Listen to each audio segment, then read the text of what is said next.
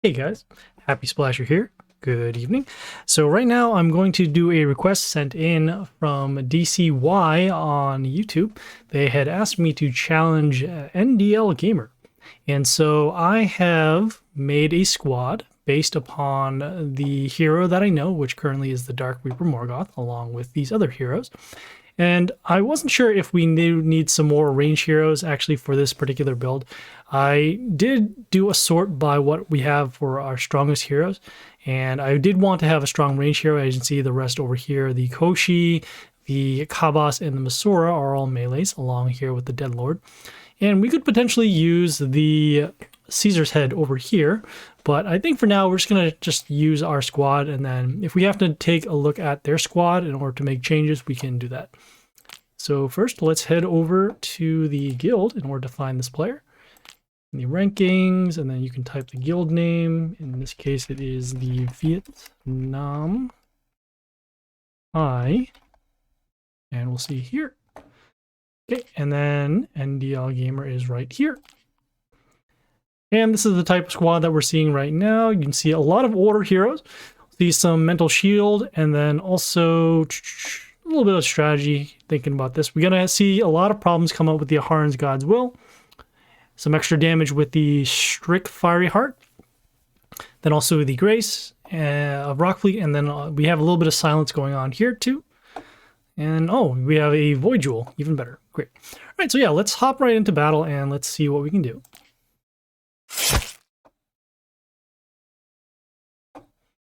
Okay, so we're going to start with our Charon here on D3, just to set up with some extra attack runes. Okay, they have the Alexandria as expected. You want to clear out this board, so let's actually go next with... You want to save these extra attack runes, but I think we're going to be okay. We're going to go next with the Tiling Dragon Dance here on D1.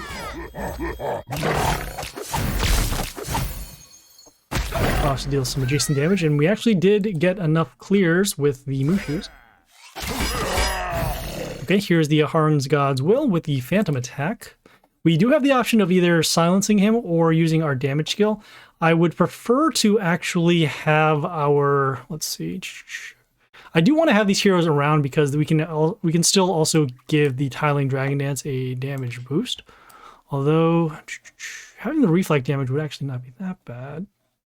That there. Oh, well, they're going to be cleared out. These Mushus are going to be cleared out first by the Phantom Attack. So in this case, probably just want to go with the Groot for the silence.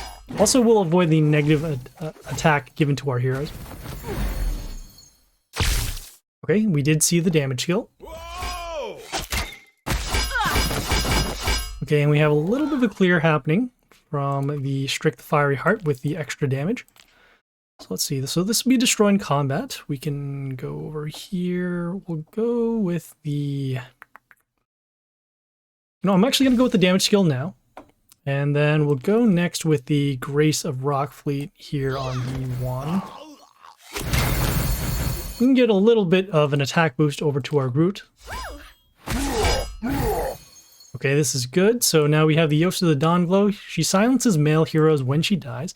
And so because of that, we actually want to summon female heroes, which in this case are either the Yoster or the Discordia. We're not going to do our Soulbinders yet because in this mirror match, we do want to see the Dark Reaper Morgoth actually summon their Soulbinders first, so that way we can clear them using our own attacks. We also do have these extra attack runes which we can use in order to clear out, and they'll also trigger off the Soulbinders of our own. And because of that, we're going to go with... I guess we'll actually go with the Yoster here on C2, just to spread out our damage. Not quite enough in order to clear. We did see the Soulbinders come up. Okay, we have the Grace of Rockfleet clearing out some heroes. At this point, we will do our own Soulbinders, and then take advantage of the extra attack rune. In this case, we'll go with the Poison Floss here on A1. You can see the Soulbinders triggering off multiple times. We do have our Floss silence, but more importantly, we got rid of their Soulbinders. Okay, we have another Aharon's God's Will. And we can use our Floss here to attack. The Phantom Attack will happen first, but we'll still be able to use our Soulbinders to clear these out. So I'm not too concerned here. Probably just going to go with the... Yeah, we'll go with the York here on B1. We'll get a little bit of an attack boost because we did destroy our own plant. Okay, we have the Void Jewel here. This one will give Mental Shield to the Warlord before one of our heroes attacks. And we don't need to silence this hero because we actually have the Discordia to trigger off the Soul Binders twice. So we'll go here on A2. So one for the Soul Binders, for damage, more attack, and then also our passive damage here. Okay, and at this point we should have lethal even if we do see another silence. So we'll just summon another female hero down here on B1, or B2 rather. And there we go. So that was NDLGamer. And not too bad there. We can actually go through a little bit of the squad that we used. So as you can see, we are using the Dark Reaper Morgoth skin. He has passive damage to the Warlord at the end of the turn. We have this damage skill to clear out some heroes, and then also the Soul Binders that, as you saw, help us clear out and deal damage to the field when we have any one of our ranged heroes attacks. And so we have a little bit of our squad built in that way. We start with the Charn, which gives us the extra attack runes, and each attack does trigger off the Soul Binders. Along with that, we have the Discordia, which also does the same thing in terms of giving extra attacks. So the more our ranged heroes can attack, the more times the Soul Binders can trigger. We also have the Yorick here too. The Yorick can deal some damage to heroes in the line. He gets an attack boost, and also more importantly, he has Reborn. So even if he is destroyed by a hero, he'll still be able to come back. And as long as we have at least one ranged hero to attack while the Soul Binders are on the field, we're still good. On top of that, we have the Groot Silent Guardian, which again you saw to silence the Harn's God's Will and potentially a Void Jewel. So that way we can still clear it out, especially too since we do have a fair amount of order heroes with the Yoster, the Grace, the Tai Ling, and then also our Charn. We have the Yoster the Dawn Glow to silence some male heroes, and then also give us a female boost we can give a health boost over to our heroes for a female on our side, which in this case was 1, 2, 3, about a half of our squad. Same thing here with the Grace of Rockfleet, except giving us an attack boost to our heroes, and then also another way to win via the 7 extra attacks. Finally, we did put in a new addition, the Tai Ling Dragon Dance. She actually has some decent health stats at this point, and so that will protect against the Dark Reaper Morgoth's second skill for the damage.